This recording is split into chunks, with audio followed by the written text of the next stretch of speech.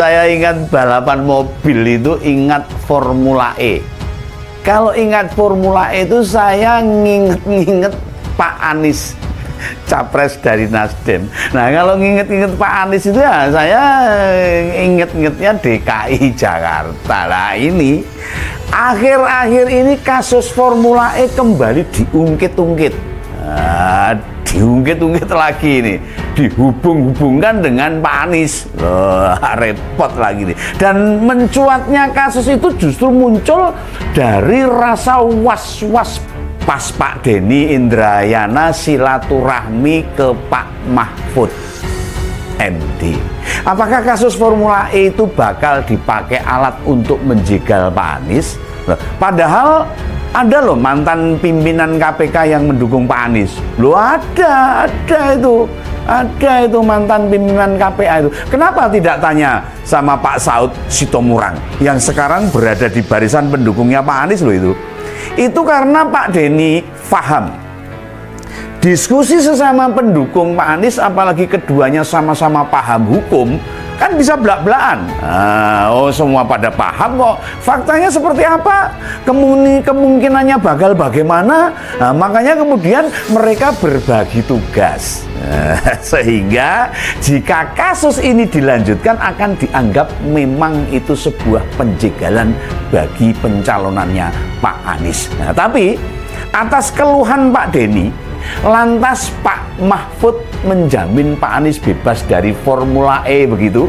Oh ya enggak. Pak Mahfud ya paham model beginian itu, paham. Makanya sekaligus menjelaskan jika KPK itu independen, tidak terbebani dengan tuduhan-tuduhan itu, KPK sendiri telah menegaskan tahap-tahap penyidikan Formula E ini beranjak dari temuan BPK. Sehingga memang terbebas dari kepentingan politik, independen. Tahun ini memang pintu masuk ke tahun politik 2024, dan setiap kasus yang ditangani KPK bakal ditarik-tarik oleh kepentingan politik. Itu jelas namanya ini lagi masuk dalam tahun politik karena memang menguntungkan bagi pihak-pihak lain. Nah, ini sudah jelas bahwa tugas utama KPK untuk memberantas korupsi, murni penegakan hukum, jadi tidak terkait dengan politik sama sekali. Ini harus dipahami dulu oleh masyarakat. Tapi justru ini kelihayan Pak Anies ini dengan segera merapat ke Nasdem dan dideklarasikan sebagai bakal capres, itu akan membuat persepsi publik mengait-ngaitkan dengan soal politik. Nah, ini pinter wae nih. Akankah kasus Formula E ini akan menjadi batu sandungan untuk Pak Anies menuju pertarungan 2024 mendatang? Indonesia sejak dulu kala tetap dipuja-puja bangsa. Atau Pak Surya Paloh mendapat bocoran kalau Pak Anies akan terjerat KPK.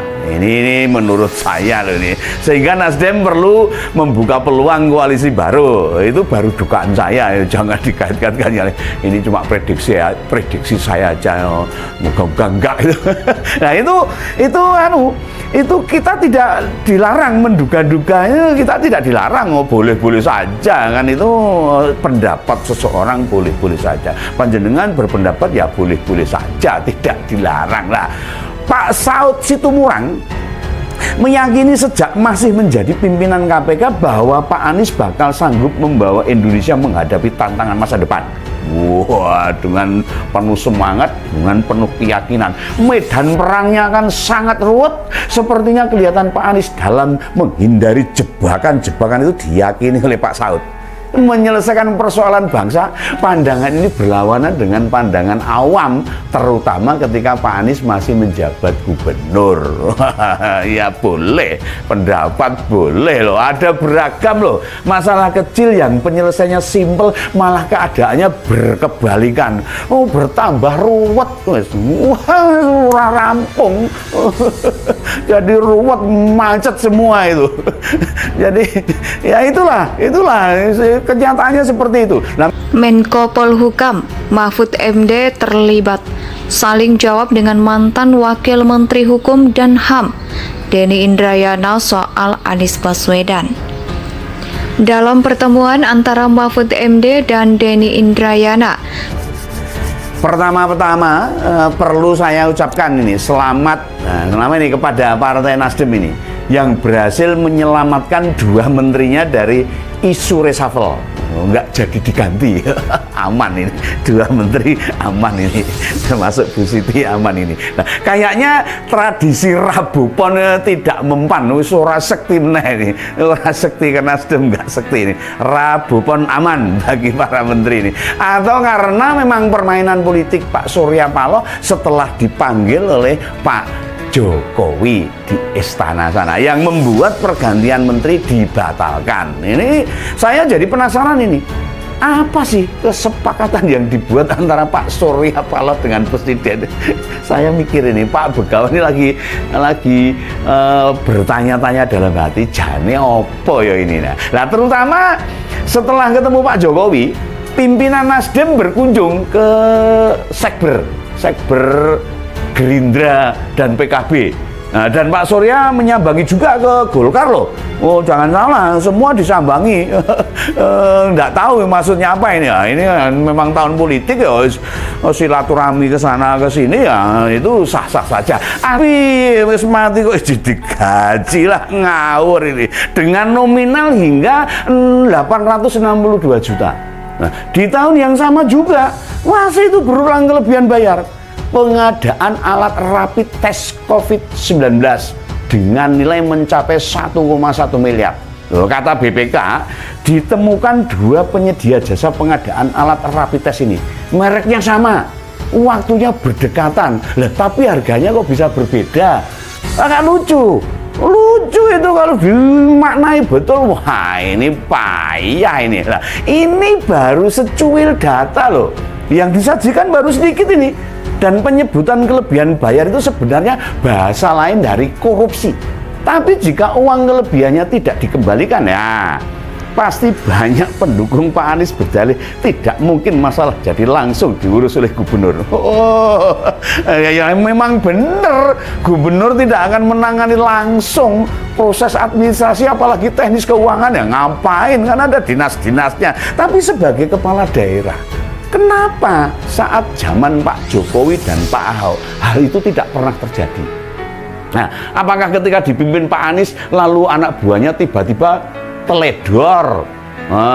Opo ora paham? Opo memang sengaja? Nah, sempat muncul pertanyaan Denny soal kemungkinan Anies dijerat dalam kasus hukum saat akan maju di Pilpres 2024. Mahfud mengatakan tidak ada upaya pemerintah menjegal siapapun lewat kasus hukum yang ditangani KPK.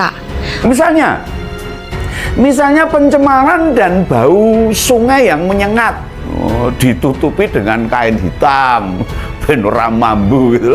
Lalu banjir di berbagai wilayah ditangani dengan pembuatan sumur resapan. Oh, dalan-dalan dilobangi, ditutup, ora umum itu, wakai ora umum. Rumah-rumah bagi warga miskin dengan menaikkan cicilannya. Apakah itu menjawab masalah? Apa itu menyelesaikan masalah? Ya tidak, malah menimbulkan masalah baru malah muncul lagi loh. Nah, memang bagi para pendukung Pak Anies, urusan dengan KPK ini bikin was-was mereka, dagdiduk. Basa Jawa ini deg-degan gitu loh. Masalahnya bukan sekedar soal Formula E semata. Selama menjabat gubernur, kejadian kelebihan bayar itu terjadi berulang-ulang. Bahasa kelebihan bayar ini ya masuk dalam kategori perilaku korupsi loh. Iya, kelebihan bayar loh. Tidak sesuai yang dibayarkan itu korupsi juga itu. Nah, coba kita buka sedikit catatan saja. Pada tahun 2019, BPK menemukan 4 paket dana pengadaan mobil pemadam kebakaran dengan pengeluaran yang melebihi harga, markup namanya. Dari analisis yang dilakukan, ada kelebihan bayar tercatat sekitar 6,5 miliar. Banyak itu. Nah, tahun 2020 pihak Pemprov DKI juga masih mengeluarkan gaji untuk pegawai yang telah wafat. Lah, kecuali yang dinyatakan pengadilan dicabut haknya loh. Dan hingga detik ini Pak Anies tidak dicabut haknya loh. Tentu berhak ikut konstelasi Pilpres 2024. Ya, saya cuma menjabarkan kalau upaya KPK mengusut formula itu memang ada landasannya, ada buktinya, ada faktanya. Loh, mau didukung semua mantan KPK, mantan pimpinan KPK, kalau memang terdapat bukti melakukan tindakan korupsi, nah siapapun itu, ya siapapun itu. Bukan hanya Pak Anies, misalnya Pak Prabowo, Pak Ridwan Kamil, atau Pak Ganjar yang melakukan itu harus diusut. Semua sama di depan hukum. Katanya KPK tidak boleh tebang pilih. Nah, mana yang pro dengan rezim maka tidak diusut? Itu tidak baik. Sekali lagi, siapapun itu harus diusut. Saya sepandangan dengan Pak Mahfud. Urusan hukum jangan melihat politisnya, semua sama. Apa nggak malu kita sama Pak Jokowi? Itu ada menterinya tersangkut korupsi loh. Wah, ya semua saja. Bahkan salah 2 ketua partai berurusan dengan KPK. Ya tidak masalah itu.